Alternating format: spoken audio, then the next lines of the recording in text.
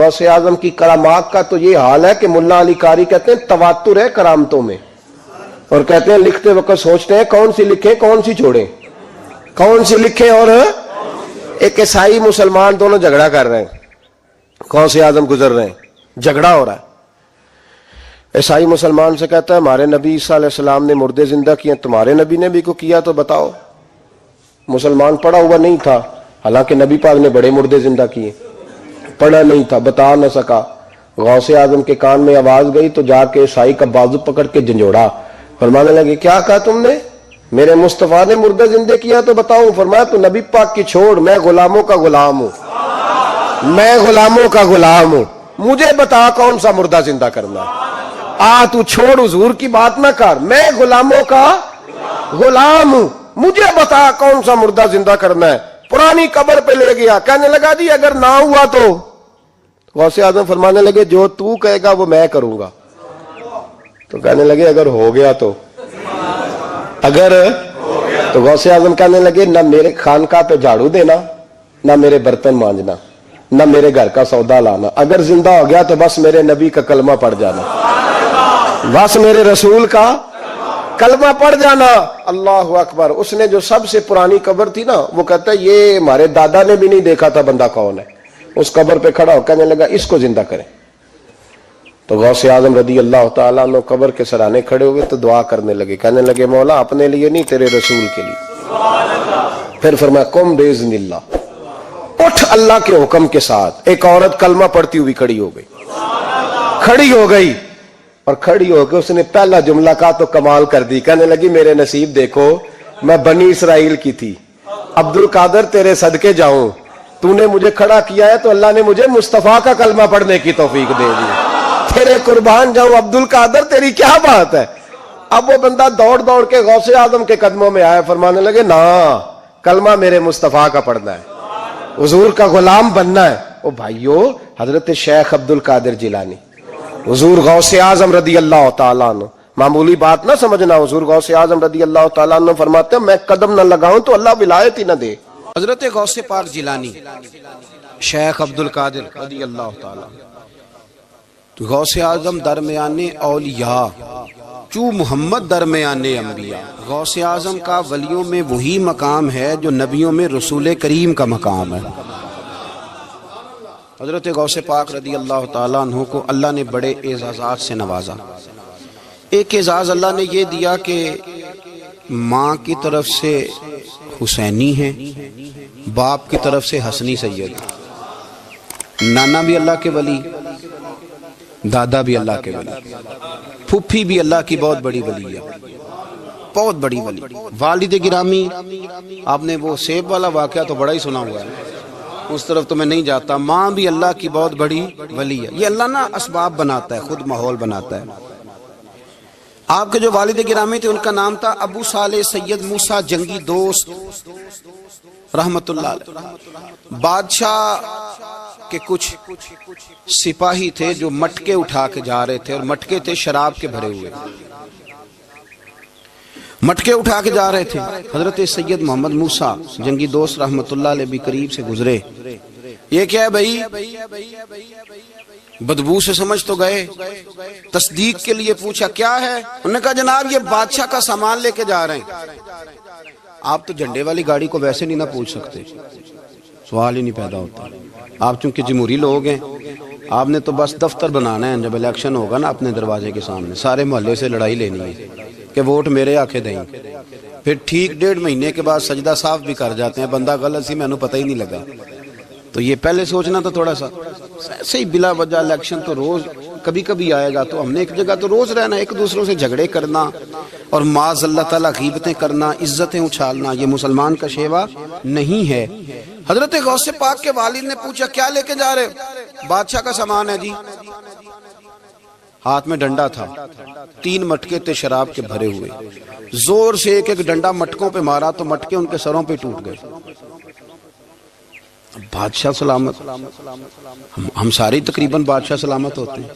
ये किसी की जुर्रत है मतलब मेरे घर के मामले में मुदाखलत करे, फिर बादशाह हो। लोगों ने जाके बड़ी गीबतें की, बड़ी बड़ी कहानियां सुनाई। اس نے تو توڑ دیا جی مٹکے آپ کے، نے کوئی حال نہیں چھوڑا۔ تو بادشاہ کہنے لگا بلاؤ سید موسیٰ پاک جنگی دوست رحمت اللہ علیہ کو بلا لیا۔ تو کہنے لگے بادشاہ تمہیں پتا تھا مٹکے کس کے ہیں؟ آپ فرمانے لگے پتا تھا مجھے۔ کہا کیوں توڑے؟ فرمایا اس لیے توڑے کہ مجھے تیرے اوپر رحم آ گیا تھا، تو اگر شراب پیے گا تو دوزخ میں جلے گا، مجھے رحم آیا تھا میں نے توڑ ڈالے۔ تو کہنے لگا آپ کون ہیں؟ آپ فرمانے لگے میں محتسب ہوں، میری حساب کتاب لینے کی ڈیوٹی ہے، محتسب ہوں، غلط آدمی کا حساب کروں گا۔ تو بادشاہ کہنے لگا کس نے ڈیوٹی لگائی آپ کی؟ فرمانے لگے میری ڈیوٹی میرے رب کریم نے لگائی ہے، میری ڈیوٹی اللہ نے لگائی۔ تأمرون بالمعروف وتنہون عن المنکر، مسلمان کے ذمے ہے اچھائی کا حکم دے گا، برائی سے روکے، یہ ذمہ داری ہے میری، اللہ نے ڈیوٹی لگائی ہے۔ بادشاہ پہ اتنا روب طاری ہوا کہ کہنے لگا حضور آپ کی بڑی مہربانی، آپ نے یہ کام کیا۔ کہنے لگا جناب اگر آپ اجازت دیں تو میں بھی آپ کو محتسب نہ بنا دوں، آپ میرے وزیر بن جائیں، کوئی بندہ اس طرح کا کام کرے تو اسے روکیں۔ تو آپ فرمانے لگے نہیں، تو اپنی نوکری سنبھال کے رکھ، جسے اللہ ڈیوٹی پہ لگائے اسے پھر بندوں کی ڈیوٹیاں نہیں کرنی چاہیے۔ یہ اعزاز اللہ نے انہیں دیا، یہ شان رب کریم نے عطا فرمائی۔ ان کے صاحبزادے تھے حضرت غوث پاک جیلانی رضی اللہ تعالی عنہ۔ اللہ تعالیٰ نے جب کسی شخص سے کام لینا ہوتا ہے تو اللہ اس کے لیے اسباب بھی خود ہی پیدا کر دیتا ہے۔ علامہ اقبال اپنے استاد کی بڑی قدر کرتے تھے، شمس العلماء کی۔ تو ایک دن حضرت شمس العلماء سے کہنے لگے استاد جی آپ کی مہربانی سے پڑھ گیا ہوں۔ تو فرمانے لگے پتر تیری کلاس میں تو 250 لڑکا تھا، میری مہربانی تو سب پہ تھی، پر سارے تو اقبال نہیں نہ بنے۔ فرمانے لگے تیرے اندر بھی کوئی خوبی تھی، اس کی وجہ سے اللہ نے تجھے یہ اعزاز، کوئی تھی کوئی چیز تیرے اندر بھی۔ اللہ تعالیٰ جب کسی بندے کو نوازتا ہے نا تو بندہ بھی محنت کرتا ہے، لیکن اس کی محنت سے زیادہ اللہ کے فضل کا دخل ہوتا ہے۔ تو بندے کئی دفعہ کہنے لگ جاتے ہیں بڑی مشقت کی، بڑی محنت کی، کچھ بھی نہیں ہوتا، زیادہ اللہ کے فضل کا انحصار ہوتا ہے۔ رب جیسے چاہتا ہے ویسے فیصلے دیتا ہے۔ آپ فرماتے ہیں کہ میں چھوٹا سا تھا، والد انتقال کر گئے، والدہ تھی میری اور ہم 2 بھائی تھے۔ فرماتے ہیں بچے کھیلنے کے لیے نکلے تو میں بھی ان کے پیچھے کھیلنے نکل گیا۔ ایک بیل بچوں کے قابو آ گیا، تو بچوں کے قابو کو چیز آ جائے تو پھر وہ اس کا جو حال ہوتا ہے وہ تو ہمیں پتہ ہی، ہم سارے بچے رہ چکے ہیں۔ تو کہتے ہیں وہ بیل قابو آ گیا، کوئی اس کے کان چھیڑتا، کوئی اس کی دم چھیڑتا، کوئی اس کے سینگ چھیڑتا، کوئی کسی جگہ سے اسے تنگ کرتا۔ مختلف بچے اس کو نا دم سے پکڑ کے ہلاتے، بیل بھاگتا۔ حضور غوث پاک فرماتے ہیں میں بھی آگے بڑھا، اور میں نے جب اس کی دم پکڑ کے ہلائی تو بیل نے میری طرف منہ کیا اور کہنے لگا عبد القادر تو نہ ایسے کر، بول کے کہنے لگا تو نہ ایسے کر، تجھے رب نے ان کاموں کے لیے پیدا نہیں فرمایا۔ آپ فرماتے مجھے اتنا خوف طاری ہوا، بیل کو بولتے دیکھا تھا پہلی دفعہ، بیل کو۔ اب میرے سنی کو بھی دلیلوں کی ضرورت ہوتی ہے نا، دلیل نہ دیں، کسی بزرگ کی بات سنائیں تو سنی بھی تھوڑا تھوڑا دائیں بائیں دیکھتا ہے۔ یہ شور ایسا ہوا ہے نا، پراپوگنڈا ایسا ہے۔ میں حدیث پاک سنا دیتا ہوں۔ رسول کریم صلی اللہ تعالی علیہ وآلہ وسلم فرماتے ہیں ایک شخص نے بیل پہ سواری کر لی تھی۔ بیل سواری کے لیے نہیں پیدا کیا گیا، سواری کے لیے اونٹ ہیں، خچر ہیں، گھوڑے ہیں، گدھے ہیں، بیل کھیتی باڑی کے لیے۔ اس شخص نے جب بیل پہ سواری کی تو بیل پیچھے مڑ کے دیکھنے لگا اور کہنے لگا یار تو بڑا بیوقوف ہے، بول کے کہنے لگا مجھے اللہ نے سواری کے لیے نہیں پیدا کیا، میرے سے وہ کام لے جس لیے میں پیدا کیا گیا ہوں۔ تو بندہ ڈر گیا، کہنے لگا بڑی حیرانگی والی بات نہیں کہ بیل بولتا ہے، تو بیل پھر بول پڑا۔ کہنے لگا اس سے بھی زیادہ حیرانگی والی بات ہے۔ اس نے کہا وہ کیا؟ کہنے لگے مدینے میں نبی پاک آ گئے ہیں اور تو نے ابھی تک کلمہ ہی نہیں پڑھا، یہ اس سے بھی زیادہ حیرانگی والی بات ہے۔ جامع المعجزات میں حدیث موجود ہے، حضور آ گئے اور تو نے کلمہ ہی نہیں پڑھا۔ وہ شخص کہتا ہے میں سر پٹ دورا، جب آ کے سامنے کھڑا ہوا تو حضور مسکرائے، فرمایا آجا پڑھ لے کلمہ، مجھے پتا ہے تجھے کس نے بھیجا ہے۔ اللہ والوں کی باتیں مان لیا کریں، میں بڑی ذمہ داری سے کہتا ہوں رب کریم کے کوئی بندوں کی بات کتاب و سنت کے خلاف نہیں ہوتی، وہی تو کتاب و سنت آگے پہنچانے والے ہوتے۔ تو حضور غوث پاک فرماتے ہیں میں وہ ڈر کے گھر آیا، جب گھر پہنچا تو میرے کانوں میں آواز آ رہی تھی لبیک اللہم لبیک لبیک لا شریک لک لبیک۔ فرماتے میں چھت پہ چڑھا اور میں نے جیلان میں اپنی چھت پہ کھڑے ہو کے دیکھا تو حج کے دن تھے، میری سیدھی نظر میدان عرفات پہ گئی، لوگ میدان عرفات میں بیٹھ کے لبیک لبیک پڑھ رہے تھے۔ پہلے میں وہاں سے ڈر کے آیا، پھر چھت سے ڈر کے نیچے اترا، ماں کو ساری بات بتائی، تو کہتی ہے میری ماں کہنے لگی بیٹے جب تو پیدا ہونے والا تھا تو مجھے بڑی بشارتیں ملتی. فرماتے ہیں ماں نے نا کھولا بکسا صندوق تو 80 دینار نکالے. فرمایا پتر تم 2 بھائی ہو اور تمہارا باپ کل جاگیر 80 دینار چھوڑ گیا. 40 تمہارے 40 تمہارے بھائی کے. فرمایا بیٹا ایک بات کا خیال رکھنا میں عورت ہوں تمہارا باپ کوئی نہیں بھائی چھوٹا ہے میں پیچھے نہیں آ سکتا. یہ 40 دینار لے جا اور جا بغداد چلا جا کے تعلیم حاصل کر. بیٹے میں پہنچ نہیں سکتی خیال رکھنا. غوث پاک فرماتے ہیں 12 سال میں نے تعلیم حاصل کی یارو میں نے پتے بھی کھائے اور خود آپ کا فرمان موجود ہے. فرماتے ہیں ایسی سختیاں بھی دیکھیں کہ پتھروں اور پہاڑوں پہ گزرتی تو شاید پگھل جاتے لیکن میں نے اپنے نبی کا دین پڑھا. اب تو پیر کے گھر میں جو پیدا ہوتا ہے وہ علم لدنی والا ہوتا ہے. تو صاحب پتر ہے او خدا کے بندے صبر کر. اگر غوث پاک حسنی حسینی سید ہو کے باقاعدہ پھٹی پہ بیٹھ کے پڑھتے ہیں تو کس پیر کا مرید ہو گیا جسے علم ہی کوئی نہیں جو جاہل آدمی ہے. یہ ضروری ہے علوم دینیاں ضروری ہیں اس کے بغیر کام نہیں چلتا. اور غوث پاک رضی اللہ تعالیٰ عنہ کی آپ پوری زندگی پڑھ کے دیکھ لیں. غوث پاک تمام اولیاء کے امام ہیں ساری زندگی. غوث اعظم سے کسی نے پوچھا آپ نے سب سے زیادہ دین کا کام کس طرح کیا تو فرماتے ہیں تقریر کے ذریعے. اب تقریر کرنے والا مولوی ہوتا ہے اور تویز دینے والا سبحان اللہ. غوث پاک رضی اللہ تعالیٰ عنہ فرماتے ہیں میں نے دین کا سارا کام کس ذریعے سے کیا ہے. ہفتے میں 3 جلسے کرتے تھے اور 70 ہزار کا مجمع ہوتا تھا اور بغیر لاؤڈ سپیکر کے تقریریں ہوتی تھی. اور فرماتے ہیں جیسی سمجھ پہلے بندے کو آتی تھی ویسی آخری والے کو آتی تھی. لوگوں نے کہا حضور یہ کرم کیسے ہوا. فرمانے لگے میں نے جب تعلیم حاصل کر لی تو بولنا آتا ہی نہیں تھا تو میں بڑا پریشان ایک دن سو گیا تو خواب میں رسول کریم کا دیدار نصیب ہوا. فرمایا تیری تو واز کیا کر تیرے واز سے لوگوں کو فائدہ ہوگا. یا رسول اللہ میں اجمی بندہ ہوں لوگوں کے سامنے کیسے بات کروں گا. تو حضور نے فرمایا منہ کھولنا ذرا. کہتے میں نے منہ کھولا تو محبوب نے 7 دفعہ لعاب دہن ڈالا میرے منہ میں. آپ فرماتے ہیں پھر بولتا میں تھا اثر کوئی اور پیدا کر دیتا. حضور غوث پاک رضی اللہ تعالیٰ عنہ نے 40 سال دین کا کام کیا. صبح کے وقت فقہ کا درس دیتے تھے فجر کے بعد کچھ دیر کا ناشتہ کرتے سو جاتے پھر آ کے مدرسے میں پڑھاتے باقاعدہ بچوں کو.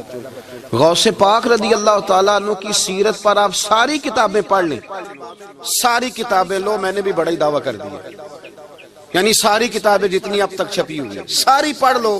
کہیں نہیں ملے گا کہ ہم غوث پاک کے آستانے پہ گئے. غوث پاک کسی بندے نے یہ نہیں کہا ہم غوث پاک کے آستانے پہ گئے غوث پاک کے دربار پہ گئے. سب نے یہی لکھا ہے کہ ہم حضور غوث پاک کے مدرسے میں گئے. ہمارے نا مدرسوں میں سبق تقسیم ہوتے ہیں. سال جب شروع ہوتا ہے نا تو سبق تقسیم ہوتے ہیں. ہمارے مدرسے میں بھی تقسیم کرتے ہیں ہمارے مولانا.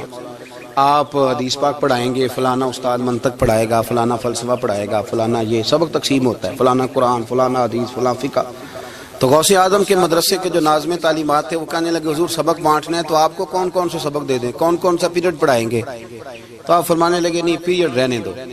حضور پھر فرمایا اس طرح کرو لائق بچے تم رکھ لو اور نلائق سارے مجھے دے دو. میں جانوں اور نلائق جانے. نلائق سارے میرے. غوث پاک رضی اللہ تعالیٰ نلائق سارے رکھ لیے کند ذہن. اور حضور غوث پاک ان کو اسباق پڑھایا کرتے ان پر محنت کرتے. فجر کے بعد فقہ کا درس 10 بجے مدرسے کی کلاس. زور کے بعد حدیث پاک کا درس. مغرب کے بعد تفسیر بیان کرتے. بانج علموں جو کرے فقیری وہ کافر مرے دیوانہ. اور عشاء کی نماز کے بعد ہفتے میں 3 جلسوں سے خطاب. اور یہ سارے کام کر کے نا تو پھر بھی غوث اعظم جب دنیا چلی جاتی تو وضو کر کے مصلی پہ بیٹھ جاتے اور 40 سال بیت گئے ساری رات اللہ کی بارگاہ میں عبادت کرتے. 40 سال حضور غوث پاک کو اللہ نے بڑا اعزاز دیا. کتابیں لکھی ڈیوٹی کی محنت کی کوشش کی پوری دنیا میں. میں پہلے بھی بتا چکا ہوں پھر بتاتا ہوں. یہ جو صلاح الدین ایوبی کا بہت نام لیتے ہیں نا بہت بڑے مجاہد تھے. صلاح الدین ایوبی کے ساتھ 70,000 کی فوج تھی. سارے کے سارے غوث پاک کے مرید تھے. صلاح الدین ایوبی نے حضور غوث پاک کی زیارت نہیں کی پر تعلیم غوث پاک کے مدرسے میں حاصل کی. اس کو بڑا شوق ہو نا کتابیں دیکھنے کا وہ میرے پاس آئے میں دکھاؤں گا انشاءاللہ. صلاح الدین ایوبی حضور غوث پاک کے مدرسے کا طالب علم ہے. یہ آپ کے ملک میں 2-3 دن سے رٹا چل رہا ہے وکیلوں کا، ڈاکٹروں کا، کل سے یونیورسٹی کا بھی چل گیا ہے. یہ لڑائی کسی مولوی 2 گروپوں میں ہوئی ہوتی نا، چلو نام بولو، میں نے پتہ ہے اگلی گل دا بھی، کسی مولویوں کے 2 مدرسوں میں ہوتی نا تو جو طوفان اٹھنا تھا نا ہر چوک میں، مولوی لڑاندے بڑا نہیں. یہ بڑی میں نے دعوت دی تھی پرسوں، میں نے کہا جب وکیل مکمل تعلیم کر لینا اسے 2 سال مدرسے میں لاؤ، ہم اسے سکھائیں گے اٹھنا کیسے ہے، بیٹھنا کیسے ہے، ان کو لاؤ. اس لیے کہ ہم اپنی بات نہیں بتائیں گے، ہم بتائیں گے محمد عربی کی باتیں صلی اللہ علیہ. مہربانی کرو، مجھے کوئی شکوہ نہیں ان سے، کوئی کسی قسم کا نہیں. اس لیے کہ ہمارے ملک میں نا احتجاج کا کلچر پروموٹ کیا گیا، ہم نے یہ ماحول بنا کے دیا ہے سڑک بلاک کرنے کا. یہ ہمارے قریب ایک گاؤں ہے تو روز ڈکیتیاں ہوتی تھی، بچہ بھی قتل، پولیس والے سنتے ہی نہیں تھے، ان بیچاروں نے روڈ بلاک کیا تو سب صحیح ہو گیا، اسی وقت سارا کچھ ہو گیا. اب پہرے داری بھی لگتی ہے، اب جناب چوکیاں بھی قائم ہو گئی، سب کچھ ہو رہا ہے. مزاج بنا دیا ہم نے. یہ عدم برداشت ہے، یہ کلچر خطرناک ہے، یہ کلچر تباہ کرے. وکیل کوئی غیر نہیں، ہمارے اپنے بھائی ہیں. کون ہے وہ؟ ڈاکٹر کون ہے؟ ہمارے اپنے. یہ جو بچے یونیورسٹی میں لڑے کون ہے؟ ہمارے اپنے. ہم ان کو کاٹ کے نہیں پھینک سکتے، یہ کوئی دوسرے لوگ نہیں، سب کو ضرورت ہے ایک دوسرے کی. لیکن خدا را مہربانی کرو، معاشرے میں برداشت کا کلچر پیدا کرو، سکون کا کلچر پیدا کرو، سہنا سیکھو. سنو ایک بات کرتا ہوں، اللہ کرے کہ میں سمجھا سکوں. سارے فیصلے خود نہ کرو. اگر تمہیں نظر آئے نا کہ آپ کے ساتھ کہیں ناانصافی بھی ہو رہی ہے تو ساری عدالتیں دنیا میں نہیں لگنی، ایک قیامت میں بھی لگنی ہے. ہاں امام حسن کو زہر دے دیا گیا تو امام حسین کہنے لگے بھائی بتاؤ کس نے دیا ہے؟ فرمایا حسین اگر وہی وہ نہیں جس پر مجھے شک ہے تو میں کسی آدمی کا بلا وجہ تمہیں نام کیوں بتا دوں؟ کہا پھر بھائی آپ اشارہ تو نہیں بتا دے. تو فرمایا حسین اگر وہی ہے نا جس پر مجھے شک ہے تو پھر بھی میں نے فیصلہ اپنے رب پہ چھوڑ دیا. فرمایا میرے رب سے زیادہ بہتر فیصلے کرنے والا کوئی موجود؟ کچھ فیصلے اللہ پہ چھوڑ دو. آپ یقین کریں آپ کو بڑا ہی مزہ آئے گا، آپ کو سکون آئے گا زندگی میں. کچھ فیصلے اللہ پہ چھوڑو، برداشت کا کلچر پروموٹ کریں اس وطن کے اندر. یہ بڑا پیارا ملک ہے، اس میں برداشت کا کلچر پیدا کریں. وکیل کو ہر وقت ڈاکٹر کی ضرورت، ڈاکٹر کو ہر وقت وکیل کی ضرورت ہے. ہم ایک دوسرے کے بغیر دیکھیں نا، میں نے آئین بھی رکھا ہوا ہے پاکستان کا، لیکن اس کے باوجود کوئی مسئلہ بن جائے تو میں کسی وکیل صاحب کو فون کرتا ہوں. میرے دوست ہے، میں پوچھتا ہوں کہ یار یہ مسئلہ ہے، اس کا کیا حل ہے؟ ہم مل کے رہتے ہیں معاشرے میں. برداشت کے کلچر کو پروموٹ کریں، پیار کریں، محبت بانٹیں. یہ وطن ہے، اس کو مل کے سنواریں گے تو انشاءاللہ تعالیٰ یہ رسول اللہ کے دین کا قلعہ بنے گا بڑا مضبوط. اس سے پیار کریں. مثبت غلط بات ہے تو اس کو آپ سمجھائیں، اس پر تبلیغ کریں، لیکن یہ نہ کریں کہ آپ عدم برداشت کا ماحول پیدا کریں. حضور غوث پاک رضی اللہ تعالیٰ عنہ دین کا کام. ایک بات،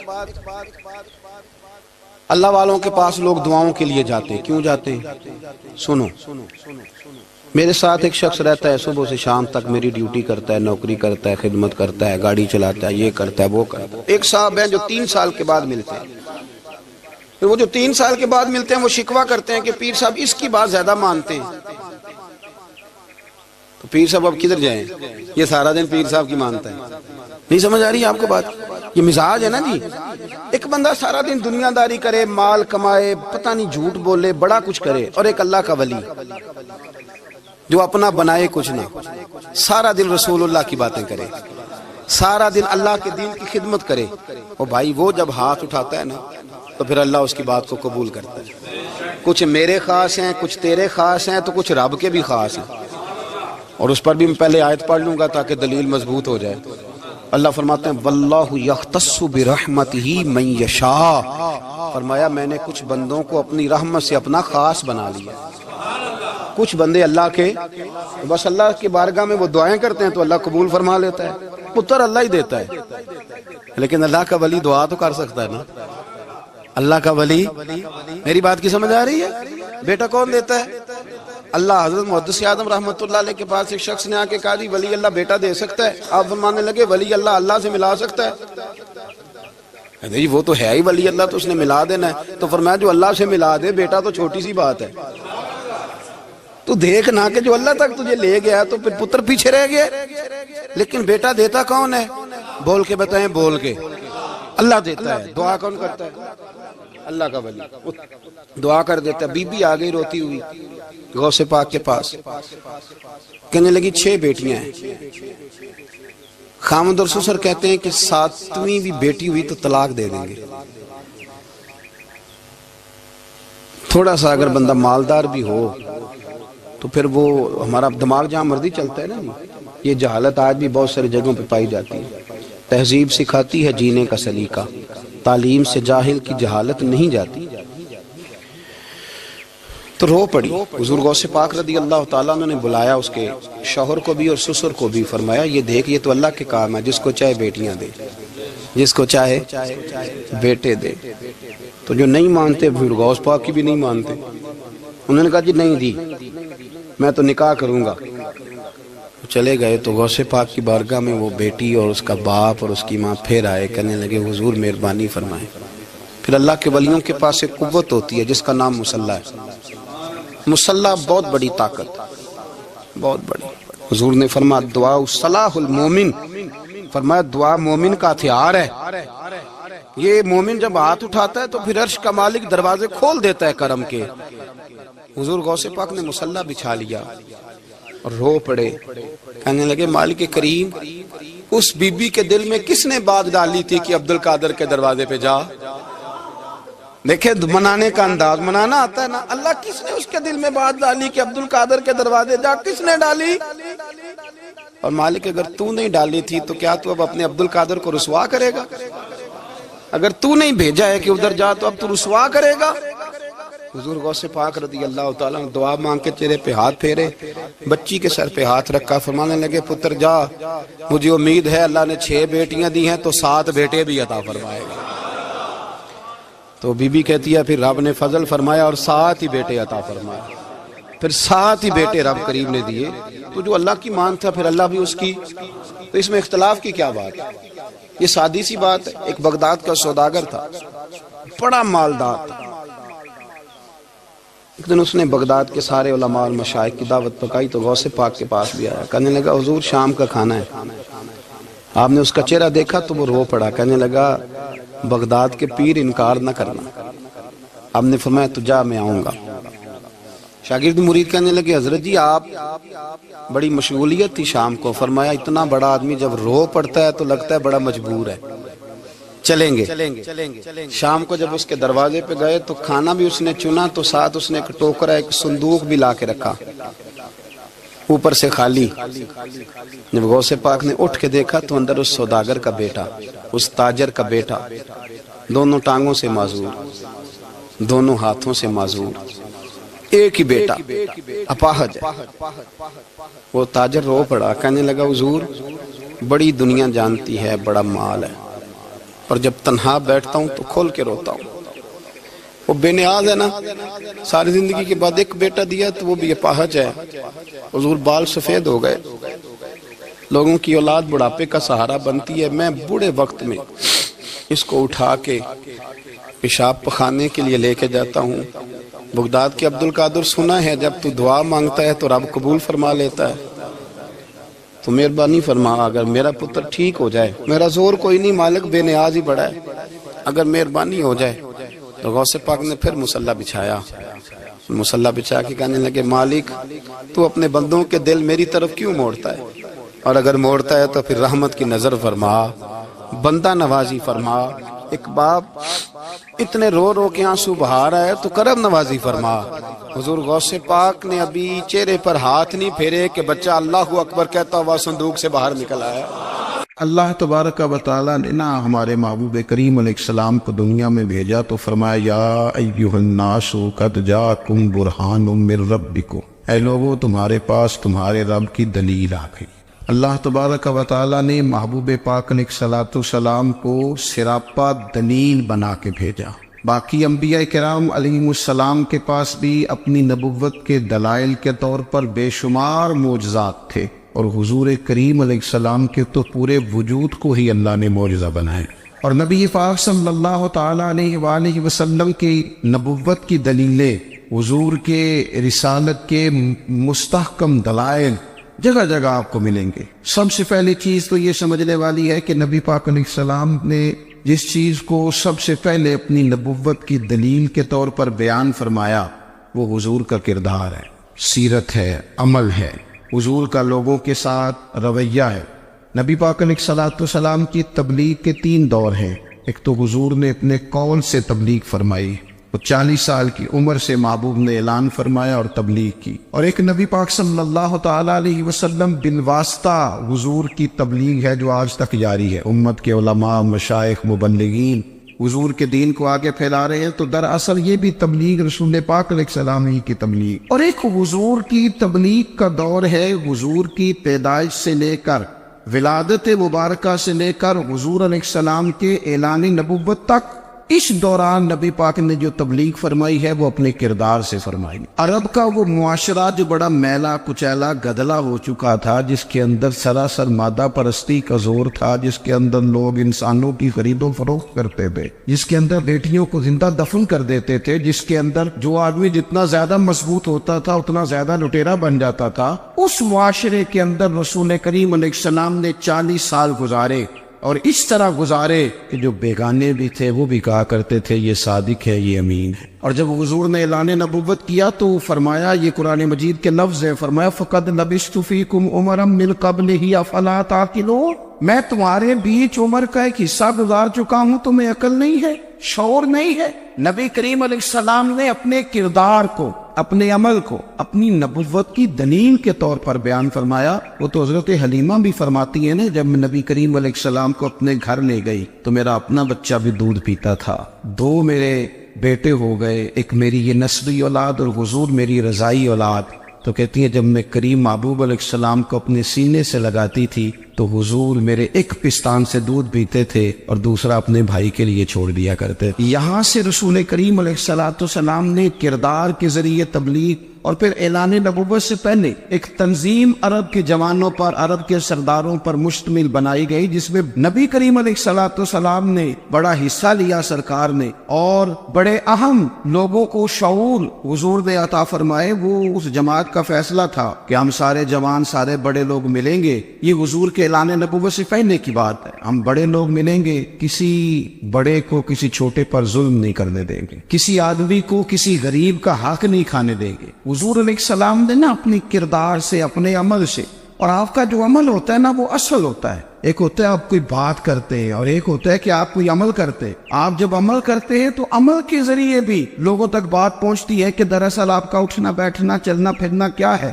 میرے رسول کریم علیہ السلام کا اٹھنا بھی ایک نبی کا، بیٹھنا بھی ایک نبی کا، بات کرنا بھی ایک نبی کا، معاملات زندگی کرنا بھی ایک نبی کا، لین دین کرنا بھی ایک نبی کا۔ ایک شخص کہتے ہیں میں نے اعلان نبوت سے پہلے حضور علیہ السلام سے کوئی چیز خریدی تھی اور میں نے عرض کیا تھا آپ یہاں تشریف رکھے، میں پیسے لے کے آتا ہوں، میں 3 دن کے بعد آیا۔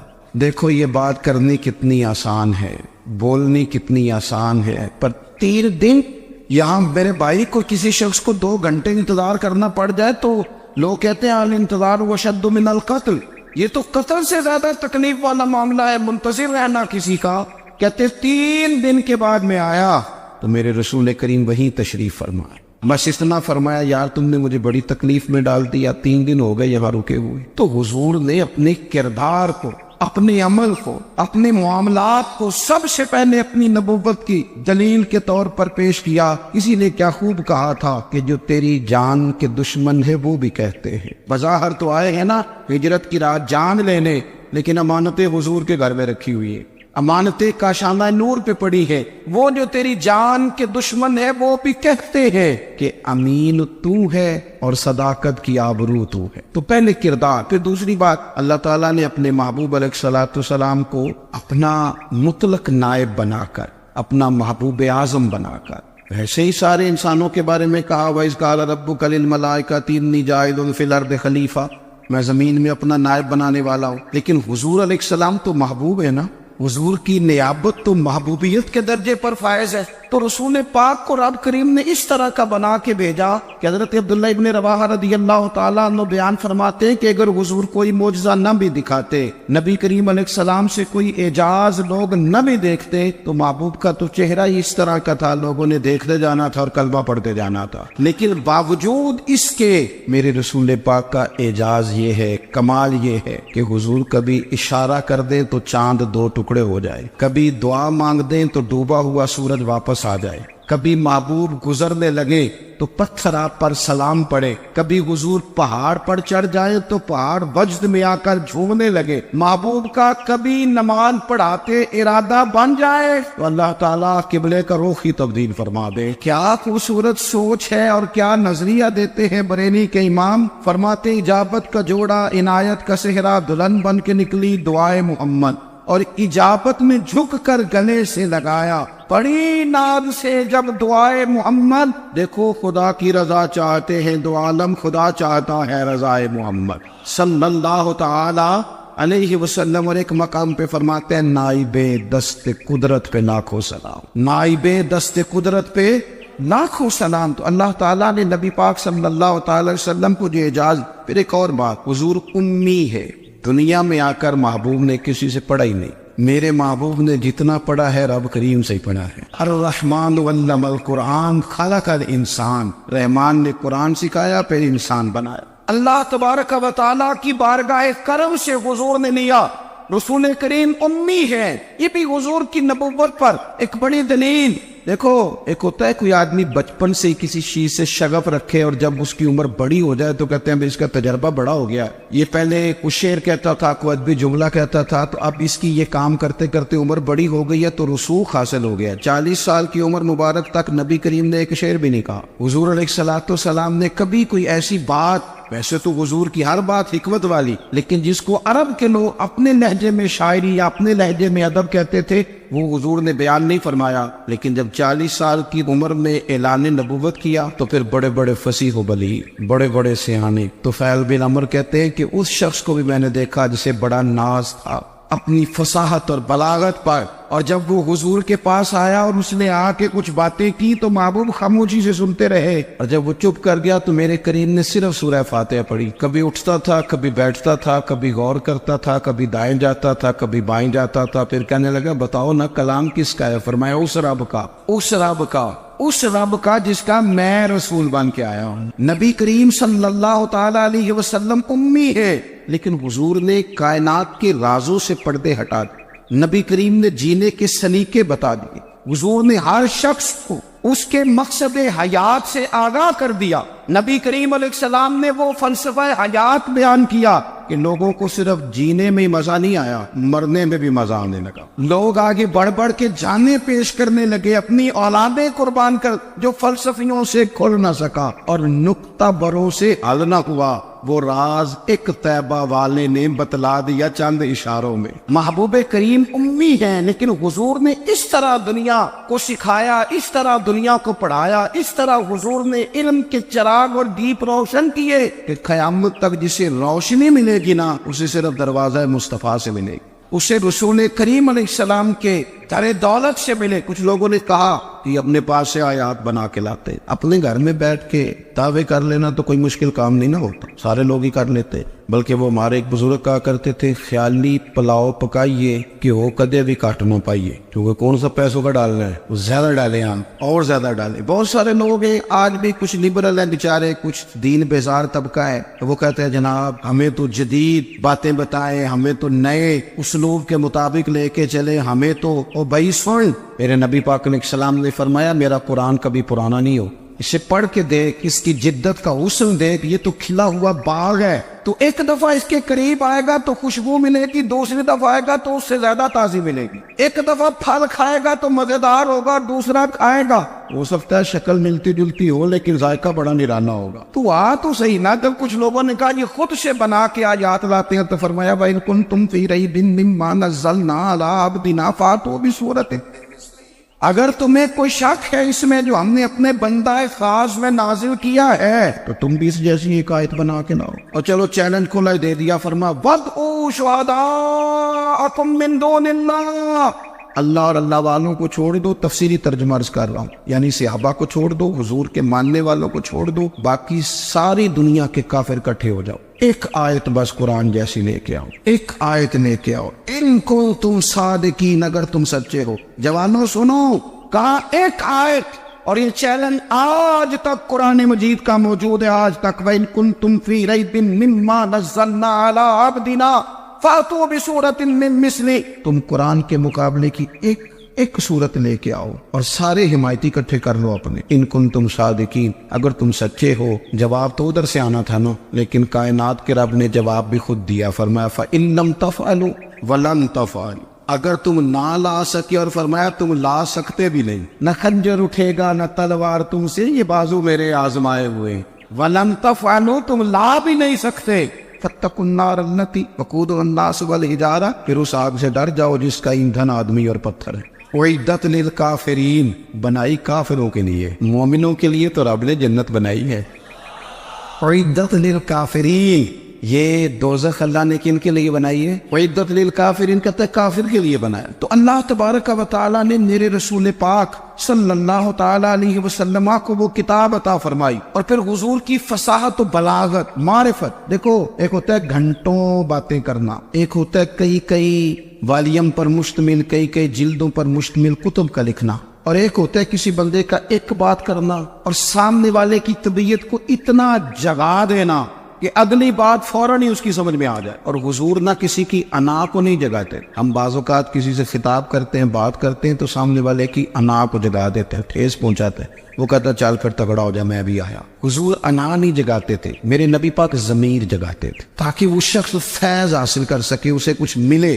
نبی کریم کا جو انداز تکلم ہے وہ اس طرح کا ہوتا تھا کہ انسان خود بخود کھل اٹھتا تھا کہ مطلب یہ بات ہونے کیا لگی ہے، مطلب حضور کیا فرمانے لگے۔ نبی کریم صلی اللہ تعالی علیہ وسلم، ایک دن محبوب کریم نے صحابہ کے دیے حضور کی فصاحت و بلاغت دیکھے، فرمایا محبوب نے کتنا نادان ہے وہ شخص جو اپنے ماں باپ کو گالی دے۔ کھلی ہو گئی لوگوں کی آنکھیں، کان کھڑے ہو گئے کہ یا رسول اللہ کون ایسا بدبخت ہے جو ماں باپ کو گالی دے گا۔ اب جب سوالات ذہنی سطح پر پوری طور پر ابھر گئے نا، تو اب رسول کریم نے بات سمجھائی۔ یہ ہے فصاحت و بلاغت، تیرے آگے ہے یوں دبے نچے۔ فصحا عرب کے بڑے بڑے، کوئی جان منہ میں زبان نہیں بلکہ جسم میں جان نہیں۔ یا رسول اللہ کون ایسا نالائق ہے جو ماں باپ کو گالی دے؟ اب جب ذہنی سطح یہاں تک ابھر آئی تو اب حضور نے سمجھایا، اور میں جب تم کسی کے ماں باپ کو گالی دو گے نا، تو وہ بھی تو جواب میں تمہارے ماں باپ کو دے گا نا، تو فی نفس ہی یہ تم نے خود ظلم کیا ہے اپنے ماں باپ۔ کیوں تم نے ایسا لہجہ اختیار کیا کہ جس سے سامنے والے کی انا جاگ جائے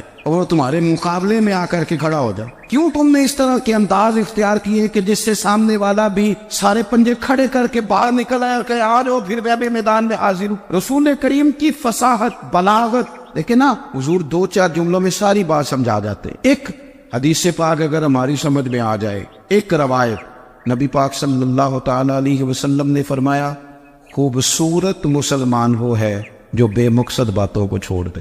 لو، اس سے پوری زندگی سجائی جا سکتی ہے ایک جملے سے، کوئی لمبی چوڑی باتوں میں جانے کی ضرورت نہیں۔ کہا خوبصورت مسلمان یہ ہے جو بے مقصد باتوں کو چھوڑ دے، لا یعنی باتوں کو۔ کیا کہتے ہیں ہمارے دیہات کے لوگ، جڑے پنڈ جانا نہیں اودا راہ پوچھنے دی، لیکن آج کل لوگ باز آندے، یعنی جس بات کا بالکل تعلق نہیں نا وہ بات بھی کرتے جاتے ہیں، جس کا شعبہ ہی نہیں وہ بھی چھلانگ لگا کے اس میں آ جاتا ہے۔ ہم اپنا وقت ضائع کرتے، اپنی صلاحیتیں ضائع کرتے، اپنا نقصان کرتے، ہم اپنا کام صحیح کر کے نہیں کرتے اور دوسری ساری دنیا کو ٹھیک کرنا چاہتے ہیں۔ او بھائی، آپ جس جگہ جس شعبے سے تعلق رکھتے ہیں آپ اپنے معاملات میں مضبوطی پیدا کریں۔ حضور نے اپنی فصاحت کے ساتھ، بلاغت کے ساتھ لوگوں کو قائل کیا، اور قرآن مجید کی تاثیر کا یہ اثر میرے کریم رسول نے دکھایا کہ رات کو جب حضور بیٹھ کے قرآن پاک پڑھتے تھے نا، جب یاسین والے نبی خود یاسین کی تلاوت کریں، جب طٰہٰ والے محبوب خود طٰہٰ کی تلاوت کریں، غور کرو نا، جب مدثر والے محبوب خود ان جملوں کو ادا کریں، یعنی جن کے بارے میں آیت آئی ہے، جب وہی یہ آیت پڑھیں کہ انا اعطیناک الکوثر، یعنی جن کا ذکر ہو رہا ہے، جب وہ یہ بات کریں کہ یا ایھا النبی انا ارسلناک شاہدا ومبشرا ونذیرا لتؤمنوا باللہ ورسولہ وتعزروہ وتوقروہ وتسبحوہ بکرۃ واصیلا، جن کے بارے میں آیت آئی ہے جب وہ یہ کہہ رہے ہوں کہ ورفعنا لک ذکرک، جب وہ کہہ رہے ہوں والضحیٰ واللیل اذا سجا، ذرا اس کیفیت کو دیکھیں جب محبوب خود پڑھ رہے اور جو حضور پر آئی ہے اس کا ذائقہ، اس کا لطف، اس کا انداز، بھلا کیا ہوگا؟ حضور جب رات کو پڑھتے تھے نا قرآن پاک تو جو پکے کافر تھے نا ابو جہل جیسے لوگ، وہ بھی جھاڑیوں میں چھپ چھپ کے مدینے والے کی تلاوت سنا کرتے، حضور کی تلاوت سنا کرتے تھے۔ یہی بہتر ہے کہ پردوں میں وہ پردہ پوش رہے، وہ اگر پردے ہٹا دے تو کسے ہوش رہے۔ رسول کریم علیہ السلام کی تلاوت کا سننا، قریب جانا، یہ اعجاز ہے۔ حضرت فاروق اعظم کہتے ہیں میں طبیعت کا بڑا ڈاڈا تھا، مزاج کا بڑا سخت تھا، زندگی ہمیشہ ڈٹ کر گزاری، باتوں پر کھڑا رہنا آتا تھا، پر جب میری بہن نے مجھے چند آیتیں سنائی نا تو میں تڑپ ہی گیا۔ کروں آیا سا مار مقامنے نو، ان مینو مار دے لے چلو، اوے متے عمر دی عمر برباد ہو جائے جتھے عمر سوار دے لے چلو۔ یہ اعجاز ہے رسول کریم صلی اللہ تعالی علیہ وسلم پر نازل ہونے والی کتاب کا۔ پھر حضور نے خبریں دی، نبی پاک نے خبریں دی، حضور نے فرمایا روم فتح ہوگا، وہ ہوا۔ نبی کریم علیہ السلام نے فرمایا شام فتح ہوگا، تو شام فتح ہوا۔ فرمایا ایران فتح ہوگا، تو ایران فتح ہوا۔ سراقہ بن مالک کہتے ایک گاؤں پر بھی مسلمانوں کی حکومت نہیں تھی، ایک گاؤں پر حضور مکہ مکرمہ سے نکل رہے تھے، مدینہ طیبہ تشریف لے جا رہے تھے، ابھی راستے میں تھے، میں 100 سرخ اونٹوں کے لالچ میں معاذ اللہ حضور کو گرفتار کرنے پہنچ گیا۔ محبوب نے حکم دیا، حضور کا معجزہ میں نے آنکھوں سے دیکھا، میرا گھوڑا زمین میں دھستا چلا گیا، میں نے معافی مانگی، حضور نے معاف کر دیا۔ میں نے سمجھا اچانک ہو گیا ہے، یہ منوانا بھی بڑا مشکل کام ہے۔ شجر و حجر پہچان گئے، انسان کی نظروں میں شاکی رہا۔ یہ کچھ ایسے لوگ ہیں جن کو منوانا توبہ توبہ، ماننے کو تیار نہیں، دیکھ دیکھ کے بھی ماننے کو تیار ہے نہیں، ماننے کو تیار ہے نہیں۔ کہتے ہیں کہ میں نے پھر چاہا آگے بڑھنا تو پھر زمین کے اندر میرے گھوڑے کے پیر دھنسنے لگے، پھر معافی مانگی۔ کریم تیرے معاف کرنے کی ادا پہ بھی قربان جائے، یہ نہیں فرمایا کہ تو بار بار یوں ہی کرتا ہے، فرمایا معافی مانگتا ہے جا، میں نے معاف کیا۔ کہتے ہیں 3 دفعہ میں آگے بڑھا، 3 دفعہ حضور نے معاف کیا تو مسکرا کے فرمانے لگے تو یہاں مجھے گرفتار کرنے آیا ہے، وہ کیسر روم کا علاقہ فتح ہوگا، وہ کنگن جو پہنتا ہے نا ہاتھوں میں، بادشاہ کے کنگن معروف ہیں، وہ تیرے ہاتھوں میں آئیں گے۔ اللہ کرے آپ سمجھیں، یہ جو لوگ ڈری ڈری سہمی اور ہمارے بچے مایوسی کی معاذ اللہ باتیں کرتے ہیں، وہ دیکھیں حضور کس طرح کی گفتگو فرماتے۔ ابھی ایک گاؤں پر بھی اسلام کی حکومت نہیں، لیکن حضور کا خبر دینے کا انداز، کریم فرمانے لگے وہ کیسر روم کے جو کنگن ہوں گے وہ تیرے ہاتھوں میں آئیں گے۔ جناب سراقہ بن مالک فرماتے ہیں کہ میں مسلمان ہو گیا، حضور کا وصال ہو گیا، کنگن نہیں آئے۔ حضرت ابوبکر صدیق کا وصال ظاہری ہو گیا، کنگن نہیں آئے۔ جناب عمر کا دور آ گیا، سراقہ بوڑھے ہو گئے، کوئی بندہ پوچھتا نہ کہ اب تو عمر ڈھل گئی ہے، زندگی کا پتہ نہیں، کہنے لگے نہیں میں نہیں جاتا، جب تک کنگن نہیں آتے اسرائیل کوئی نہیں آئیں گے، کیونکہ ساڈے نبی دی زبان ساڈے واسطے قرآن، جو دن کو کہہ دیا دن ہے تو دن نکل آیا، جو شب کو کہہ دیا شب ہے تو رات ہو کے رہی، اور خدا نے ان کی زبان کو وہ اختیار دیا، جو نکلی منہ سے ان کے وہ بات ہو کے رہی۔ فاضل برینوی کا تو انداز ہی پر انوکھا ہے نا، وہ تو کہتے ہیں وہ زبان جس کو سب کن کی کنجی کہے، جس کو سب کن کی کنجی کہے، اس کی نافذ حکومت پہ لاکھوں سلام۔ کہنے لگے نہیں آتے حضرت اسرائیل، فکر نہ کرو، بوڑھے ہو گئے تھے،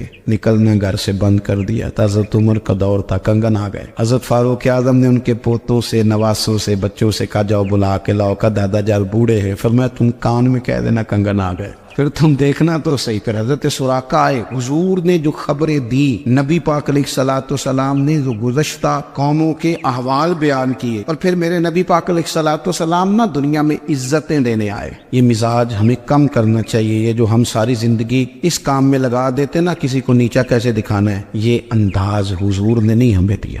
اب دیکھو حضور تشریف لائے تو ہمیں پتہ چلا کہ حضرت یوسف جیسا سونا کوئی نہیں، حضور تشریف لائے تو ہمیں پتہ چلا کہ حضرت داؤد جیسی خوبصورت آواز کسی کی نہیں، حضور تشریف لائے تو ہمیں پتہ چلا کہ جناب عیسیٰ علیہ السلام کا فقر اختیاری کس طرح کا، محبوب لال کس طرح کا تھا۔ یہ تو حضور آئے تو نبی پاک علیہ السلام نے اس کی بھی عظمت بیان کی، اس کی بھی شان بیان کی، حضور نے بتایا کہ ابو بکر صدیق کی شان کیا ہے، فاروق اعظم کا مرتبہ کیا ہے، عثمان غنی کی حیا کیا ہے، مولا علی کی شجاعت کیا ہے، اہل بیت نبوت کی عظمت کیا ہے۔ حضور آئے عزتیں دینے، ماں کو عزت دی مدینے والے رسول، کہا جس کا باپ راضی ہو گیا اس کا رب راضی ہو گیا۔ فرمایا جو 2 بیٹیاں 3 بیٹیاں 4 بیٹی بہنیں یا 1 بیٹی یا بہن بیاہ کے آ گیا نا، اس طرح میری 2 انگلیاں جڑی ہوئی ہیں، میرے ساتھ جڑ کے جنت میں جائے گا۔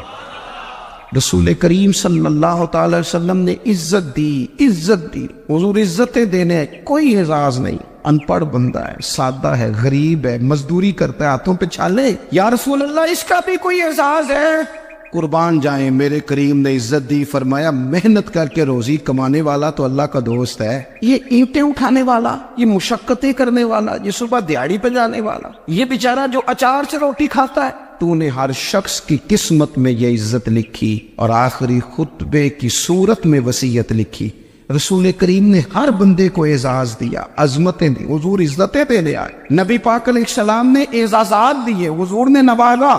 یہ ساری چیزیں میرے رسول پاک کی تشریح، اور پھر یہ جو حضور کے صحابہ اور اہل بیت ہے نا، یہ بھی میرے نبی پاک کی نبوت کی دلیل ہے۔ جنگ دی انقلاب آیا نہیں کرتے، وہ کل تک جو راہزن تھے حضور نے راہبر بنا دی۔ وہ لوگ جو کل تک ایک دوسرے کے گلے کاٹ کے کھاتے تھے، ایک دوسرے کو مارتے تھے، تکلیف پہنچاتے تھے، برادری ازم پہ لڑتے تھے، حضور نے بھائی بھائی بنا دیے۔ ایک پلیٹ میں کھانا کھانے لگے، سیدنا بلال حبشی، صہیب رومی، سلمان فارسی، حضور نے یوں کر کے ملا دیا۔ نبی کریم علیہ السلام نے تقسیمیں ختم کر دی دنیا۔ حضور کے صحابہ نے اپنا کردار، اللہم صلی علی سیدنا و مولانا محمد بقدر حسنہ و جمالہ و جودہ و نوالہ و صحبہ و آلہ، اللہم صلی علی سیدنا و مولانا محمد معدن الجود والکرم و آلہ و صحبہ و بارک وسلم، یا ارحم الراحمین، یا ارحم الراحمین، یا قاضی الحاجات، یا مجیب الدعوات، یا حلال المشکلات، یا دافع البلیات، یا مسبب الاسباب، یا قاضی الحاجات، یا رحمان یا اللہ، یا کریم یا اللہ، یا ستار یا اللہ، یا غفار یا اللہ، یا کریم یا اللہ، یا عزیز یا اللہ، یا ستار یا اللہ۔ اے ہمارے پروردگار، 10 سال پورے ہو گئے، خدا بندہ ایک چھوٹا سا پیغام تھا، تو نے فضل فرما دیا۔ اے اللہ، ہم پلٹ کر جب دیکھتے ہیں تو 1% بھی ہم اس قابل نہیں کہ تیرے دین کی کوئی بات کر سکیں، کوئی پیغام دے سکیں۔ اللہ، کئی سالوں سے یہ دوست صبح کی نیند چھوڑ کے یہاں حاضر ہوتے رہے، مائیں، بہنیں، بچیاں، بوڑھے، بچے، اے اللہ، بندوبست کرنے والے سب سے پہلے آتے رہے۔ خدا بندہ تیرے قرآن مجید کو پڑھا ہے، ہم کمزور تھے، بس تیری دی ہوئی توفیق سے پڑھا ہے۔ خدا بندہ ان میں سے ایک بات بھی تجھے پسند آئی ہے تو ہمیں معاف فرما دے، ہم سے درگزر فرما، ہمارے حال پہ رحمت فرما۔ رمضان آیا تھا، پھر بیت رہا ہے، اللہ ہماری کمزوریاں، ہماری کوتاہیاں پھر ایک دفعہ پیش نظر ہیں۔ اے عرش و فرش کے مالک، برے ضرور ہیں، کمزور ضرور ہیں، گناہگار ضرور ہیں، پر تو ہمارے دلوں کے حال جانتا ہے، ہم تیرے غدار نہیں ہیں۔ اے اللہ، ہم صحیح ہونا چاہتے ہیں، ہماری نیتیں بھی ٹھیک ہیں، ارادے بھی ٹھیک ہیں، عمل میں کمزوری ہے، ہم پر ایک رحمت کی نظر کر دے، ہم پر ایک رحمت کی نظر کر دے۔ اے مالک کریم، ایک نظر کرم سے دیکھ تو صحیح، یہاں غریب بھی بیٹھے ہیں، بوڑھے بھی بیٹھے ہیں، مجبور بھی بیٹھے ہیں، کئی رو رو کے تیری بارگاہ میں فریاد کرنے والے بیٹھے ہیں۔ اے اللہ، بھول ضرور جاتے ہیں پر بندے تو تیرے ہیں، بھٹک ضرور جاتے ہیں پر غلام تو تیرے محبوب کے ہیں۔ ہمارے حال پہ رحمت فرما، اللہ ہمیں معاف فرما دے، اللہ ہم سے حساب نہ پوچھیو، اللہ ہمیں بغیر حساب معاف فرما دے، اللہ ہمیں بغیر حساب کے معاف فرما دے، اللہ ہم سے درگزر کرنا۔ جب قیامت کے دن ازل کا بازار لگے، اللہ ہم سے درگزر فرمانا، ہماری پردہ پوشی فرمانا، اگر ہمیں عزت دی ہے تو عزتوں پہ دوام دینا، اللہ ہمیں ذلتوں سے محفوظ رکھنا۔ اے عرش و فرش کے مالک، میں تو نے بہت ساری نعمتیں نہ بغیر مانگنے کے دی ہیں، ہم کمزور تھے تو نے صحت دی، ہم کمزور تھے تو نے اولاد کی نعمت دی، پھولوں کی طرح کے خوبصورت بچے دیے۔ اے اللہ تو نے ہمیں وفادار قسم کے دوست دیے، اے اللہ پیار کرنے والے ساتھی دیے، ٹوٹ کر چاہنے والے دیے، اے اللہ تو نے بغیر مانگے ہمیں نیک صالح استاد دیے، بزرگ دیے، شیخ دیے، اے اللہ بغیر کسی لالچ کے پالنے والا باپ دیا، شفقت کے بازو پھیلانے والی ماں دی۔ ہم تیرا شکر ادا نہیں کر سکے، اللہ ہمیں شکر کی توفیق عطا فرما دے، اللہ ہمیں شکر کی توفیق عطا فرما دے، اللہ ہمیں شکر کی توفیق عطا فرما دے۔ اللہ اگر ہم بھول جائیں تو ہم سے درگزر فرما، اے اللہ ہمارے حال پہ رحمت فرما۔ میں صبح دیکھتا رہا کس طرح بوڑھی مائیں گاڑیوں میں بیٹھ کے آتی ہیں، بہنیں گاڑیوں میں بیٹھ کے آتی ہیں۔ اللہ ان بیچاریوں کے کئی دکھ بھی ہیں، ان کی کئی تکلیفیں بھی ہیں، یہ کئی جگہ آزمائش کا شکار۔ ایک بزرگ فون کر کے کہہ رہے تھے بیٹی بڑی پریشان ہے، اللہ کریم سب پہ اپنا فضل فرما دے، ہم دنیا کے دھتکارے ہوئے تیرے دروازے پہ آ کے بیٹھ جاتے ہیں، ہماری مدد فرما، ہمیں لوگوں کا محتاج نہ فرما۔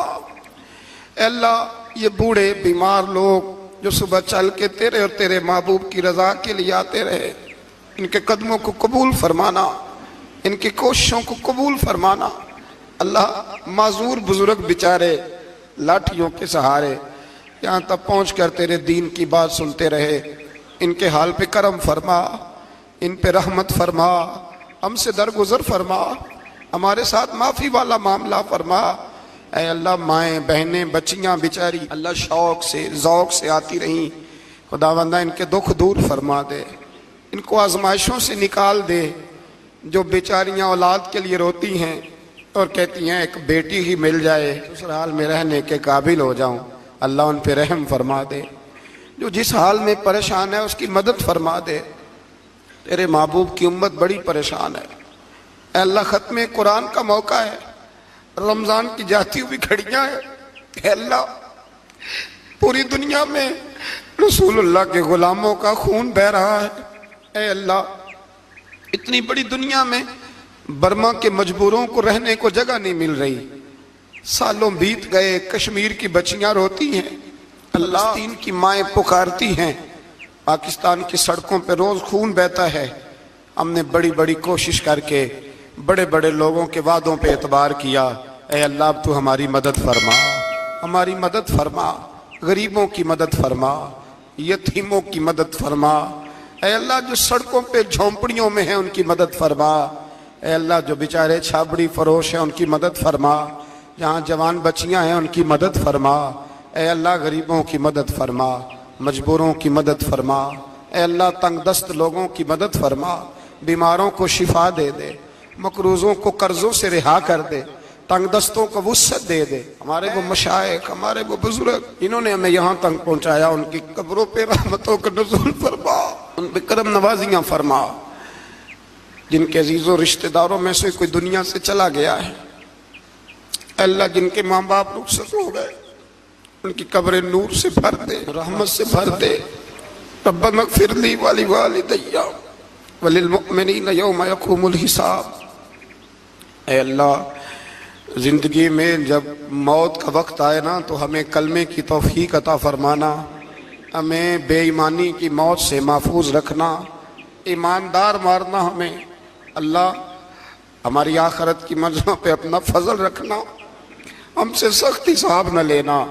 اے اللہ بس خار ہیں، بدکار ہیں، ڈوبے ہوئے ذلت میں کچھ بھی ہیں، مولا تیرے محبوب کی امت سے رب اغفر وارحم انت خیر الراحمین، وصلی اللہ تعالی علی حبیبہ سیدنا و مولانا محمد۔